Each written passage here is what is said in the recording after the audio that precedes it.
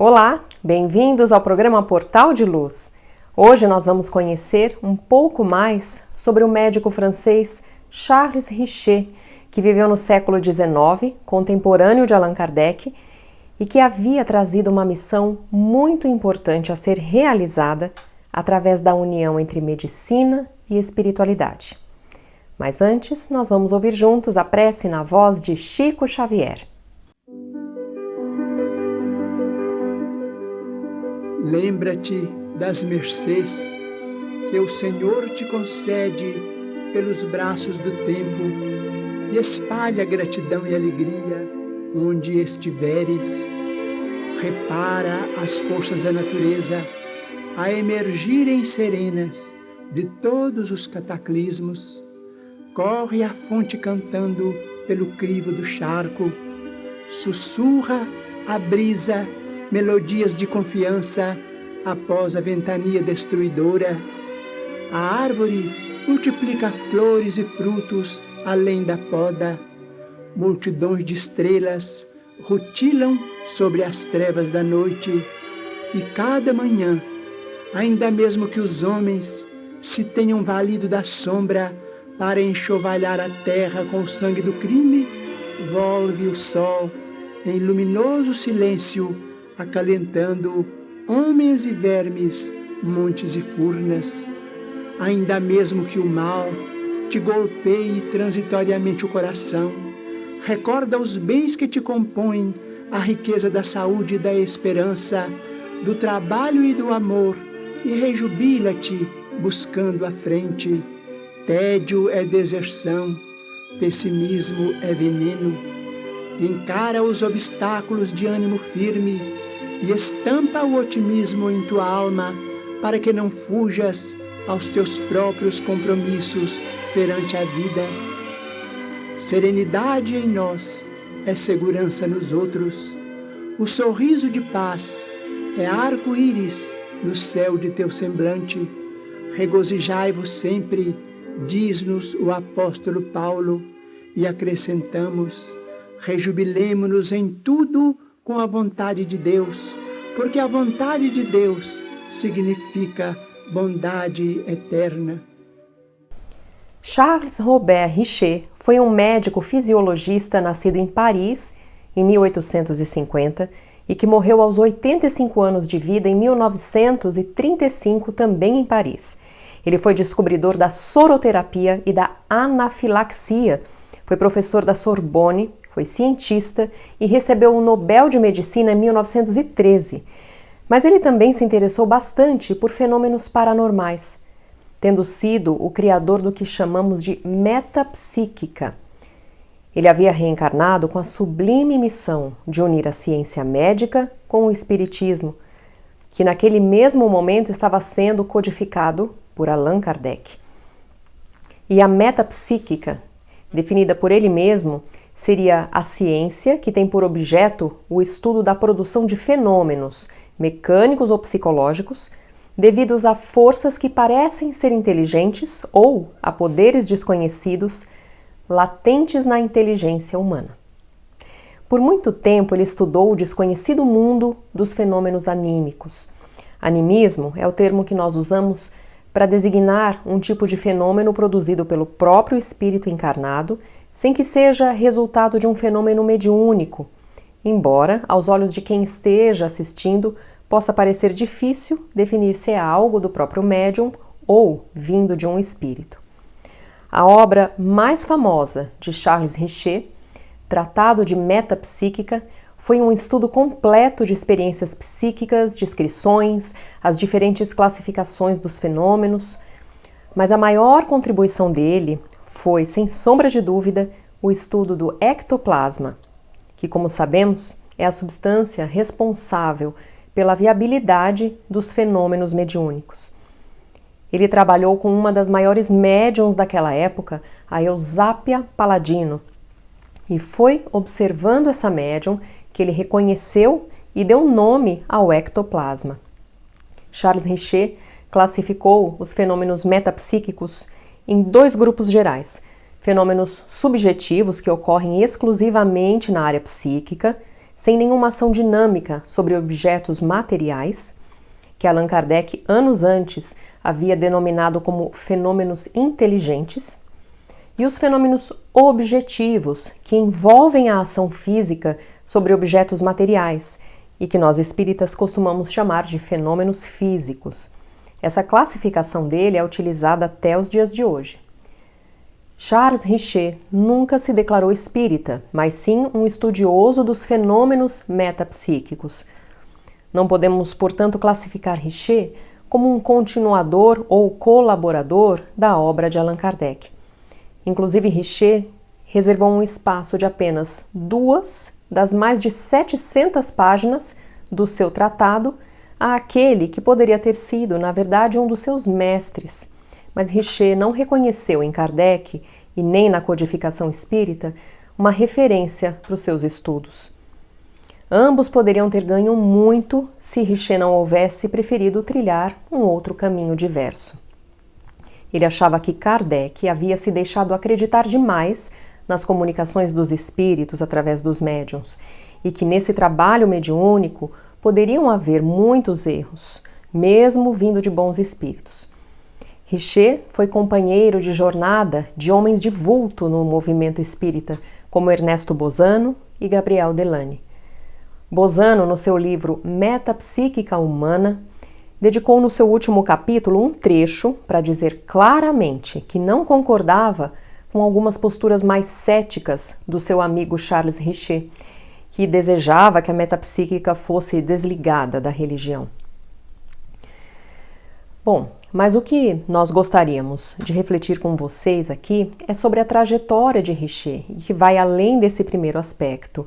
Richer teve a sua importância, e os seus feitos na medicina e na metapsíquica nos mostram o quanto ele era inteligente e bem preparado para sua missão. No entanto, a encarnação dele, naquele momento, tinha uma programação muito mais profunda e estabelecida pelo próprio Mestre Jesus, e que ele, infelizmente, não conseguiu cumprir.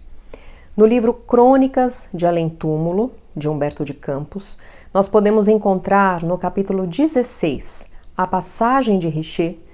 O livro é psicografado por Chico Xavier, e essa mensagem, esse capítulo é do mês de janeiro de 1936 e mostra a reação do Mestre Jesus na forma como Richer estava conduzindo aquela tão nobre missão que ele lhe havia conferido. Jesus pergunta assim para o espírito que o auxiliava: nos meados do século findo partiram daqui diversos servidores da ciência que me prometeram trabalhar em meu nome no orbe terráqueo, levantando a moral dos homens e suavizando-lhes as lutas. Alguns já regressaram, enobrecidos nas ações dignificadoras desse mundo longínquo. Outros, porém, desviaram-se dos seus deveres, e há outros que ainda lá permanecem no turbilhão das dúvidas e das descrenças, laborando no estudo. Lembras-te daquele que era aqui um inquieto investigador com as suas análises incessantes e que se comprometeu a servir os ideais da imortalidade, adquirindo a fé que sempre lhe faltou? E o espírito responde: Senhor, aludis a Charles Richer, reencarnado em Paris em 1850? Justamente. Pelas notícias dos meus emissários, apesar da sua sinceridade e nobreza, Richer não conseguiu adquirir os elementos de religiosidade que fora buscar em favor do seu próximo. E na sequência desse texto nós vemos que Richer teve ao longo de toda a sua encarnação espíritos benfeitores ao seu lado, acompanhando ele, inspirando seus estudos, orientando as suas ações para que ele não falhasse no caminho.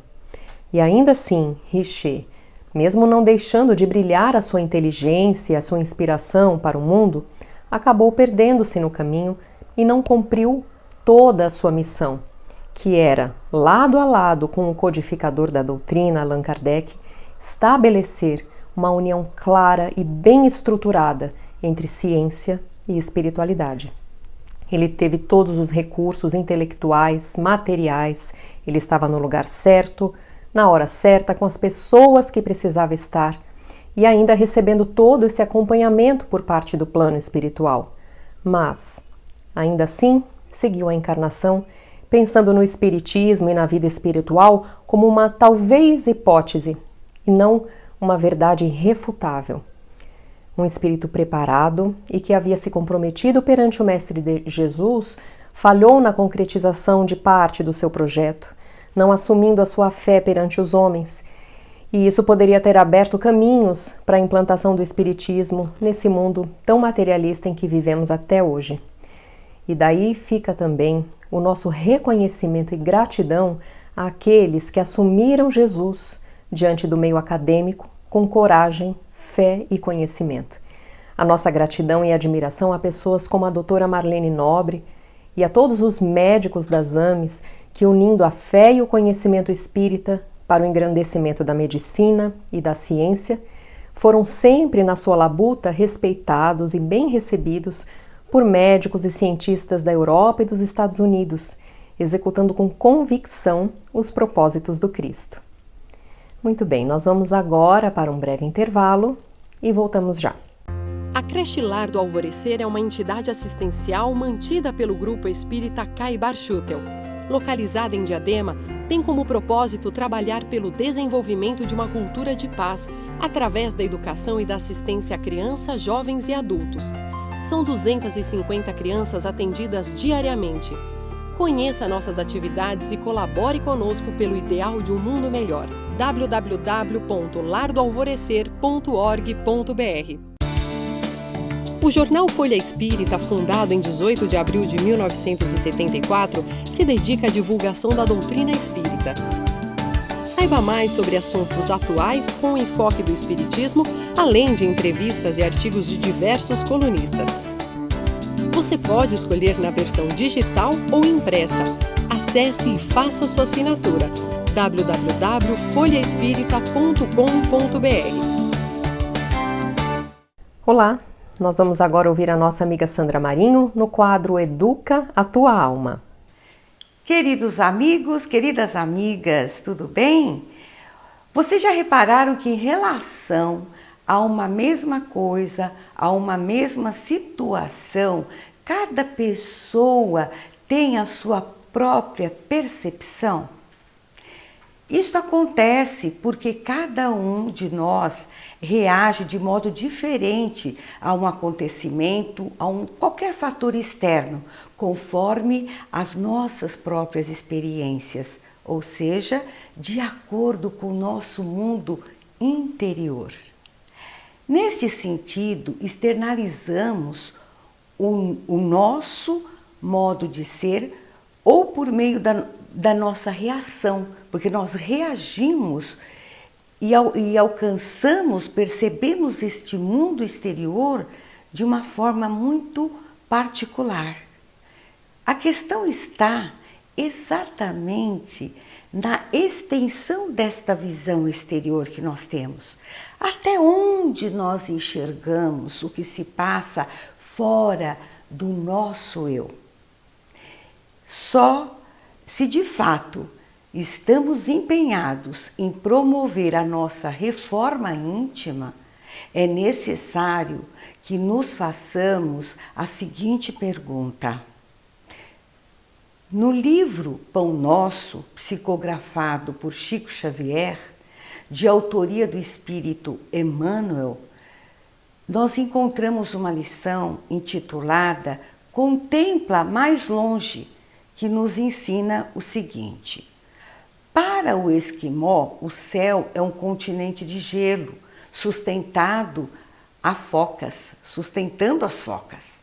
Para o selvagem da floresta, não há outro paraíso além da caça abundante. Para o homem de religião sectária, a glória de além-túmulo pertence exclusivamente a ele e aos que lhe afeiçoam.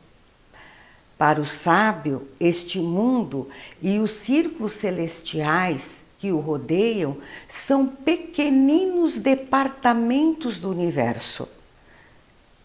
E o mentor conclui em seguida: transfere a observação para o teu campo de experiência diária e não esqueças que as situações externas serão retratadas em teu plano interior segundo o material de reflexão que acolhes na consciência. Se perseverares na cólera, todas as forças em torno te parecerão iradas. Se preferes a tristeza, anotarás o desalento em cada trecho do caminho. Se duvidas de ti próprio, ninguém confiará no teu esforço. Se te habituaste a perturbações e aos atritos, dificilmente saberá viver em paz consigo mesmo. Respirarás na zona superior ou inferior, torturada ou tranquila, em que colocas a própria mente. E dentro da organização na qual te comprases, viverás com os gênios que invoca.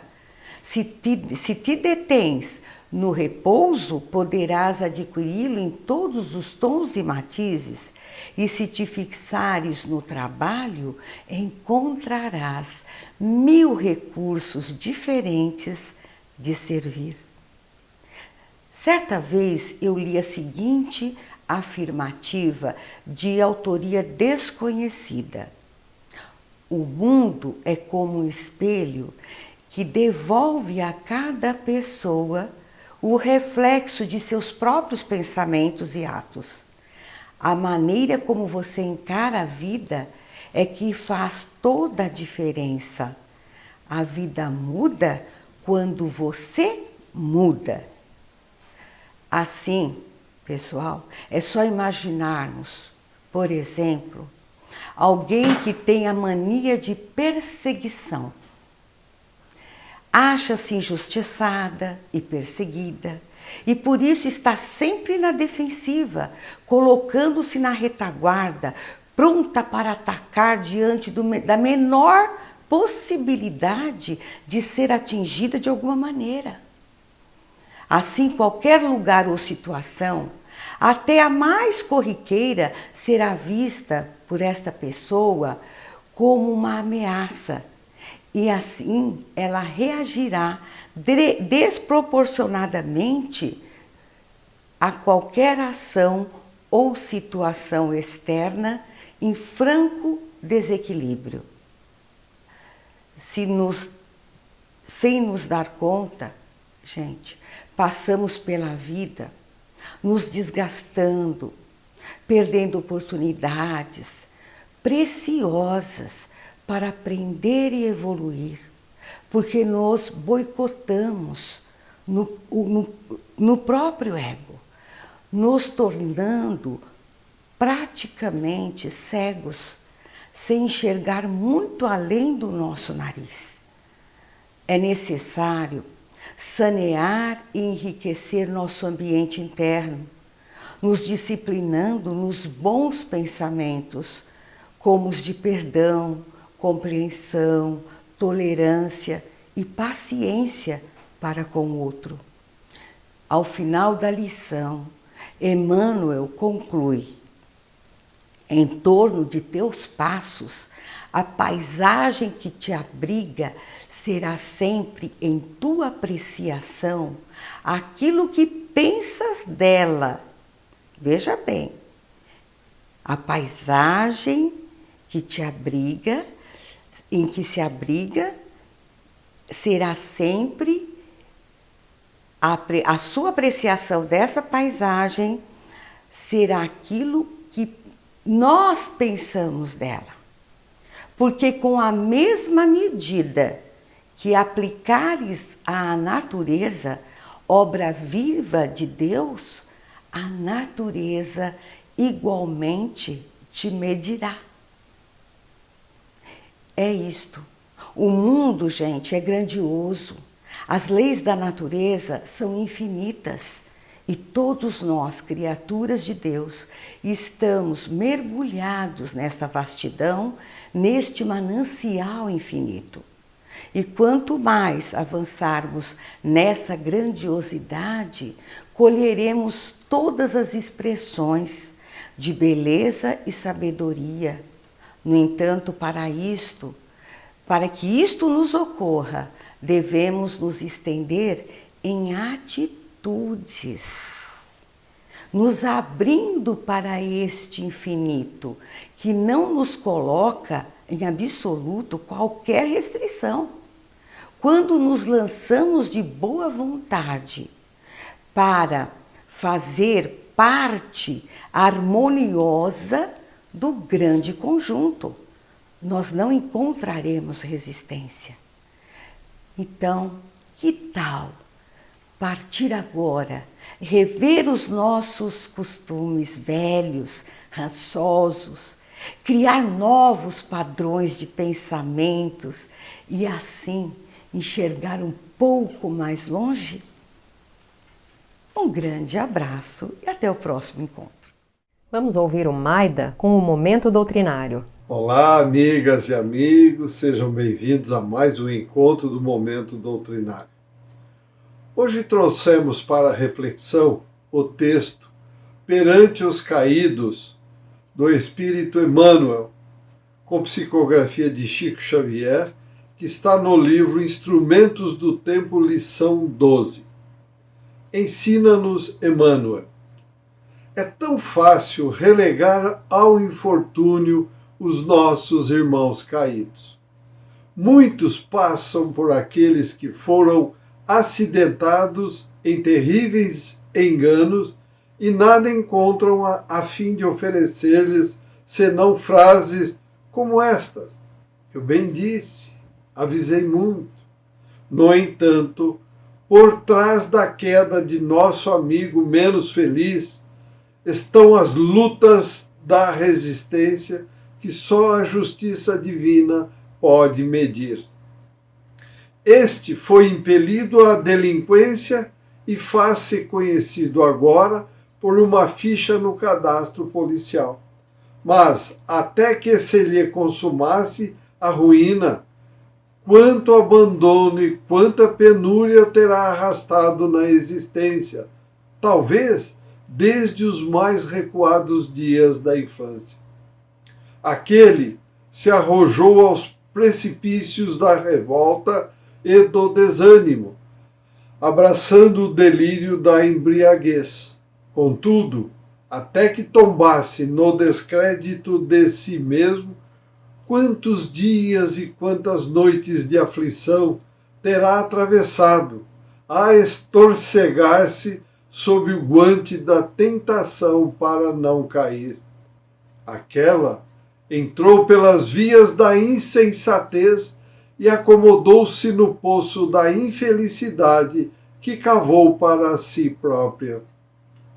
Todavia, enquanto os espinheiros de necessidade e perturbação ter-se-á ferido, até que a loucura se lhe instalasse no cérebro atormentado.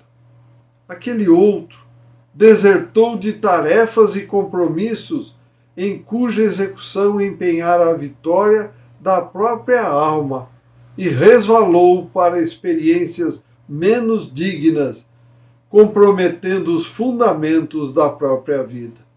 No entanto, quantas tribulações terá aguentado e quantas lágrimas vertido, até que a razão se lhe entenebrecesse, abrindo caminho à irresponsabilidade e à demência. Diante dos companheiros apontados à censura, jamais condenes. Pensa nas trilhas de provação e tristeza que perlustraram até que os pés se lhes esmorecessem vacilantes na jornada difícil. Reflete nas correntes de fogo invisível que lhes terão requeimado a mente, até que cedessem às compulsões terríveis das trevas. Então, e só então, sentirás a necessidade de pensar no bem, falar no bem, procurar o bem e realizar unicamente o bem, compreendendo, por fim, a amorosa afirmação de Jesus: eu não vim à terra para curar os sãos.